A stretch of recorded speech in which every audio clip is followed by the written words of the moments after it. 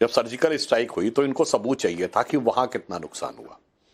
फिर 2019 में बालाकोट हुआ तो इनको सबूत चाहिए था कि कितने लोग मरे और कितने पेड़ गिरे या कितनी बिल्डिंग गिरी। आज चूंकि पाकिस्तान में जो विध्वंस हुआ है उसके अब वीडियो फुटेज अवेलेबल है, इंटरनेशनल लेवल के ऊपर सैटेलाइट पिक्चर से वो दिख रहा है। और वो अखबार जिनको ये अपना बड़ा प्रिय मानते थे, न्यूयॉर्क टाइम्स और वॉशिंगटन पोस्ट, जो सामान्यतः भारत और हमारी सरकार के विरुद्ध ही लिखते रहे हैं, उन्होंने भी ये साफ साफ वो पिक्चरें दे दी हैं। इकबालिया बयान अवेलेबल है पाकिस्तान के प्रधानमंत्री का कि 9 और 10 की दरमियानी रात 2:30 बजे जनरल आसिम मुनीर ने मुझे जगा के बताया कि कई एयरबेसेस पे इंडिया ने अटैक कर दिया और नूर खान एयरबेस पे मिसाइल गिरी।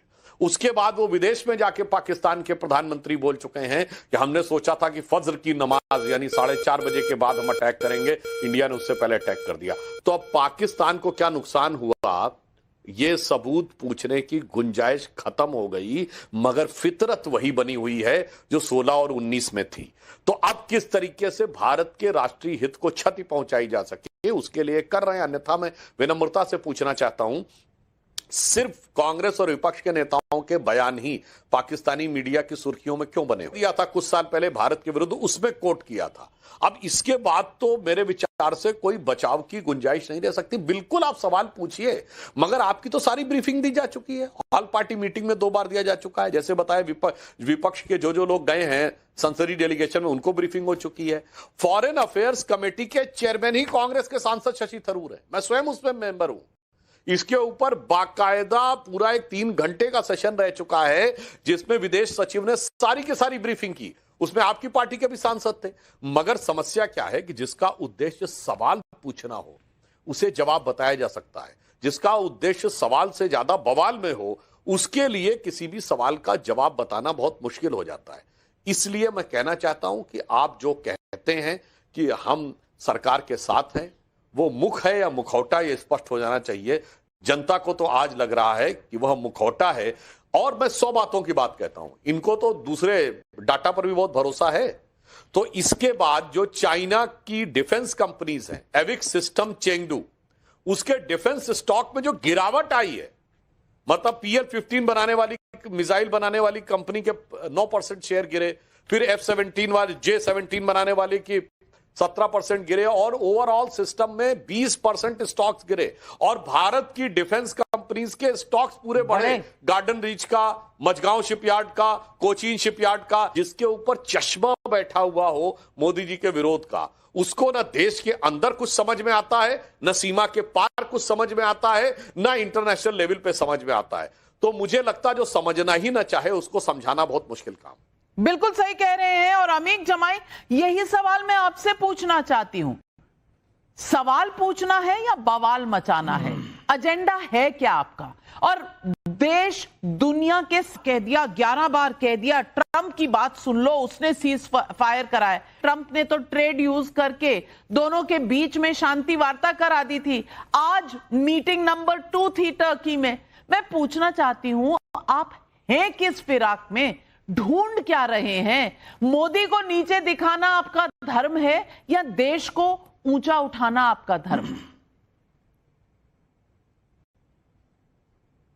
नाविका जी, देखिए, देश के सामने, हमारी सेना के सामने, हमारी एयरफोर्स के सामने, हमारी भारतीय अफवाज के सामने नरेंद्र मोदी साहब कुछ है, ना इस देश का विपक्ष, ना इस देश के कोई नेता, MLA, MP, कोई कुछ भी नहीं है।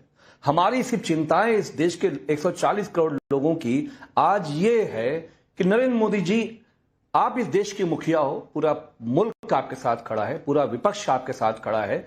मरहूम अटल बिहारी वाजपेयी साहब ने जब करगिल करके जो है पाकिस्तान को ठहराया था, तो उसके बाद आपको मालूम है कारगिल समीक्षा समिति बनी थी, खुद अटल बिहारी मरहूम साहब ने बनाई थी। जो सवालात थे, जो सेना का ऑपरेशन था, उसके जरिए उसकी समीक्षा की गई। हम समीक्षा की बात नहीं कह रहे, हम तो सिर्फ इतना कह रहे हैं, प्रधानमंत्री जी, आप 22 जुलाई मानसून सेशन में तो आपको आना पड़ेगा ना, सुधांशु जी के भी तो आना पड़ेगा ना। अब हमको 24 दिन के बाद हमारे CDS अनिल चौहान साहब, सिंगापुर से पता चल रहा है कि पहले चरण में क्या क्या हमारे यहां हुआ और क्या क्या हमारा फॉल्ट हुआ है। हम उसकी भी बात नहीं करना चाह रहे। हमारी समाजवादी पार्टी की जो चिंता है, माननीय अखिलेश जी की जो चिंता है, वो ये कि एयर चीफ हमारे AP सिंह साहब क्या कह रहे हैं। रक्षा मंत्री आदरणीय राजनाथ सिंह जी के सामने एपी सिंह साहब ने जो बात कही है, ये पूरे देश को हिला देने वाली बात है कि मान के चलिए कि जिस तरह से हमारी रक्षा नीति है, जिस तरह से हम एयरफोर्स को टाइमली चीजें उपलब्ध नहीं करा पा रहे हैं, जो साजो सामान है, जो उनको अवेलेबिलिटी जो भी चाहिए, टेक्निकल जो गाइडेंस चाहिए, तो भगवान न करे, अल्लाह न करे कि कल कोई हमारे पर विपदा आए, दोबारा दुश्मन मुल्क हमें घेर ले, तो हम आज कहां पे खड़े हैं? हर वक्त ये रोना, ये स्यापा, प्रधानमंत्री को गाली, अरे हम कह रहे हैं पूरे देश को गाली दे लीजिए, हमें उससे मतलब नहीं है। हमें सिर्फ मतलब ये है कि हमारी जो मादरे वतन है, 140 करोड़ लोगों का जो स्वाभिमान है, नरेंद्र मोदी जी ने उसको स्यापा मचा में मिला दिया है। स्यापा मचा कौन रहा है? अमीक जमाई, मेरी समझ में नहीं आया। आपने इस शब्द का इस्तेमाल आ जाएगा कि कितने गंभीर थे। चलिए, आज तो नेता प्रतिपक्ष हो गए, इससे पहले नेता प्रतिपक्ष भी नहीं थे। कितनी डिफेंस की कमेटी अटेंड की? डिफेंस की कमेटी में इसका उत्तर दिया जा चुका है, जो अमीक जमाई जी ने बताया। वो उत्तर यह दिया गया था कि जो सप्लाई लाइंस थी, जो इंजन्स आने थे एचएएल के पास, चूंकि ये जो प्लेन के इंजन बनने वाला काम ये 2-4 महीने का नहीं होता है। क्या बताएं, स्यापा ये है कि ना वहां जाना है, और जो सदस्य वहां पहुंचे बैठे थे उनसे ना ये पूछना है, और ना उन सदस्यों को अपनी पार्टी को बताना है, सिर्फ बाहर आके बवाल मचाना है।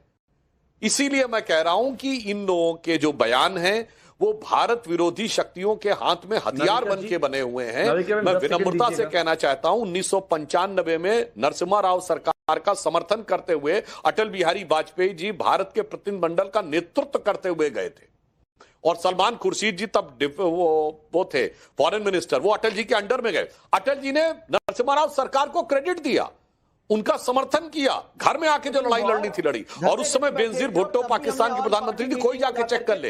बेनजीर भुट्टो ने कहा, देखो भारत का विपक्ष कैसा है, वहां की सरकार का समर्थन कर रहा, और एक हमारा विपक्ष है, यानी पाकिस्तान के विपक्षों का। आज उल्टा हो गया, आज पाकिस्तान में कोई विपक्षी दल सवाल नहीं उठा रहा है।